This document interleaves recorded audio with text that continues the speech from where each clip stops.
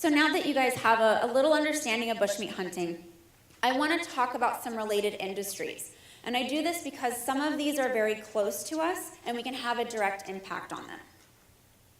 I want to remind you that this is kind of our visual. Keep bushmeat as the overall picture, but now we're going to move on to these 3 columns of related categories. The first industry is logging. We know that deforestation is really bad. It has a negative impact on our climate, on our ecosystems, but it's really bad for the animals in that forest. Not only does it fragment them and make them easier targets, it also allows hunters to have easy access to the animals. Remember how I said it could take 4 hours just to hike a little bit in the jungle? Well, if loggers come in and kind of cut a road or a pathway through the forest, hunters can just walk down that pathway and have easy access to the animals. Loggers are also not fed on the job. They can't bring a lunch with them, put it in the refrigerator, or run down to Burger King on their lunch break. They have to eat whatever is there. Most of them decide that if they're going to have to hunt, they might as well hunt something that's also going to bring them a little bit of money at market. Now there's another conservation barrier that we will talk about. Loggers and miners and other people who destroy the environment do not want animals around because this is going to impede their business. And of course, conservationists don't want them around because it's damaging to the population of animals and to the ecosystem. This is what happened with the gorillas in the Democratic Republic of Congo a few years ago. This was not a logging industry, but it was the coal mining industry. Basically, they slaughtered an entire family of 5 gorillas. They did not eat the gorillas, they did not sell the gorillas. They left them there as a warning to conservationists. Their idea was, if you're going to tell us to not mine here because the gorillas will be injured, well then we'll go ahead and wipe out the gorillas and you'll have no problem with us mining here. So conservationists have a lot of barriers to overcome, but as I'll talk about in a little bit with my research, it's because a lot of conservationists focus too much on the animals and not enough on the humans involved as well. The second industry is the entertainment industry. This is really close to many of us. We live near Los Angeles and Hollywood, where there's lots of entertainment. I have 2 things I really want you guys to understand about entertainment. Number 1, if you see a chimpanzee on any form of entertainment, either in a show, a commercial, on film, it is an infant. Adult chimpanzees are about 10 times stronger than a human. They're dangerous, they're unpredictable. Now, a lot of trainers will say that they use positive reinforcement, but this is not true. I worked with the Santa Ana Zoo for many years, trying to get our primates to come to see the vet without being anesthetized and not being scared. And we used lots of great rewards, lots of positive interaction, and most of the time they just did not do anything. This is because primates are intelligent and they're stubborn. And if they don't want to do something, they're not going to. So training for entertainment usually involves negative reinforcement, which is just random abuse. They can burn, pinch, hit the animal, even sometimes use cattle prods or tasers on them. And what this does is it makes the animal completely terrified of the trainer, so it will do whatever the trainer asks. Now, the second reason I titled my presentation the way I did is because of something known as the chimpanzee or the primate smile. Now, humans are the only weird ones in that we show our teeth when we're happy. Other animals do not do this. If you saw a wild dog and he showed you his teeth, you would know he was not smiling at you, he was going to attack you.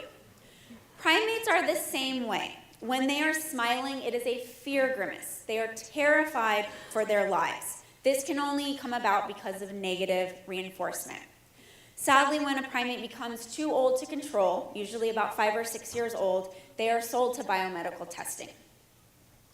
Here we have some images of the chimpanzee smile. You can see it's just baring his teeth. But because they look so much like ourselves, they remind us of ourselves, we just assume they smile for the same reasons. This is prevalent on greeting cards. Every time I look at greeting cards, there's always a smiling chimp, so make sure that you know and you tell people that smiling chimps are not good. My family is found out the hard way, sending me a lot of smiling chimp cards, that it's not the right thing to do. Commercials are also a source of using primates for entertainment. Career Builder had an entire campaign with chimpanzees in suits in an office. Dodge used an infant, probably about 1 year old, in its commercial, and there was such an outlash that they had to go back in, CGI it out, and donate a lot of money to animal welfare groups. This is great, but what we want to do is make sure companies know not to use the primates in the first place. Now, I was going to tell you not to watch NBC's Animal Practice show because it has Crystal, who is a capuchin monkey, and every time you see her, she is smiling. But thankfully, it was already canceled, so that was good. But unfortunately, the next week, one of my favorite shows, 30 Rock, had a capuchin on it. So definitely somebody needs to send this presentation to NBC executives so they know to stop using primates. Crystal was also used in The Hangover Part 2, and there was an infant chimpanzee in Speed Racer. Now, there's a really easy solution to this. You can just use computers. Computers are not unpredictable. Computers are not going to be dangerous and attack your cast and crew. You can use computer graphics, you can get your results, and you don't have any liability. This is what happened with Rise of the Planet of the Apes. It was a great movie. It was very entertaining, very successful. All of the primates in it were computer generized, and it was a really great movie that I really want people to support. So anytime you see computer graphics used, make sure you do support those in entertainment. The third connected industry is the pet trade. Now, most primates kept as pets are illegal. I understand the attraction, though. If you've ever seen a baby primate, they're adorable. If you've interacted with them, they are pretty irresistible. And most of the time, people have very good intentions. They're just ignorant to what could happen or what could be the outcome. In a few years, primates become very difficult to control. When they are maturing, it's very normal for them to climb, to tear things, to throw things, bite, scream, pee and poop all over the place. That's what they do in the forest. It's not great that they do that in your living room. So people start having to take drastic measures. They'll keep the primates in tiny cages. Sometimes they'll make them wear shock collars. People even remove their teeth. Usually what happens is the family will have to give the primate away. Most of the sanctuaries in our country are full. They cannot take any more primates, so the family has to come to the horrible decision to sell their pet, part of their family, to biomedical research, which is a horrible, horrible end that could have been avoided. Here we have an adorable baby monkey who is quite capable of injuring her owner at a very young age. You can imagine when she's full grown and she has her full canines, the damage that she could inflict. The next picture is very graphic. I want to warn people. I put it in here because it very well demonstrates my point here. This picture shows a woman who was visiting her friend who had an adult male chimpanzee as a pet. Now, the chimpanzee was kept by himself. People found out later he was also drugged a lot of the time to try to curb his energy. He was probably going through puberty. He was probably very confused, very aggressive, and sadly, he attacked this woman. She came on Oprah to really tell people the dangers of exotic animals. She lost everything. She lost both of her eyes. She can no longer eat food. She has a tracheotomy and she speaks through a voice box. She also lost both of her hands because she was trying to defend herself. Chimpanzees are smart. They know to go for the face and the genitals because those are the two places that are going to incapacitate somebody very quickly. She basically ruined her life and the chimpanzee was killed. All of this could have been avoided if the owner didn't make an ignorant decision.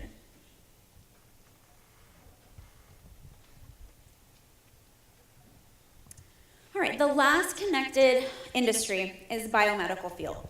And this is always very difficult to talk about because everyone in this room has benefited from biomedical testing.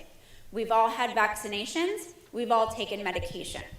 The problem I have, though, is that we have the capability and the technology to not have to use animal subjects.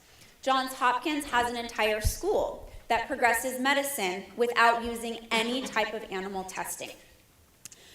Most primates at the beginning were captured from the wild. A lot of primates now are bred at facilities. I've toured facilities where they keep up to 20 or 25 monkeys in each cage. They're basically treated as living test tubes and not as actual animals. Now, apes are only legally required to be kept in a cage 5 feet by 5 feet by 7 feet. If you did not get a chance to see it before you came in, make sure you see the taped square in the lobby on the floor. That is the size of a cage that chimpanzees spend their entire lives in. Now, most of these primates are kept alone. They don't have much to do. They don't have many toys, which leads to a lot of psychological problems. They're tested on with horrible diseases. A lot of biomedical primates have records that show they undergo over 500 medical procedures in their lifetimes. These include biopsies, surgeries, organ removal, bone removal, prosthetics. You can imagine how horrible and how painful their lives must be. Now, I also, I have a moral objection to this, but I also have a scientific objection. I told you that chimpanzees and humans are about 99% identical in their DNA. That 1% is very different. It makes us very different creatures. Now, one example is HIV. The disease HIV in humans came from a form known as SIV in the primate line. A lot of people think this was through bushmeat hunting, that humans were in contact with SIV because we have such close genetics, it mutated into HIV.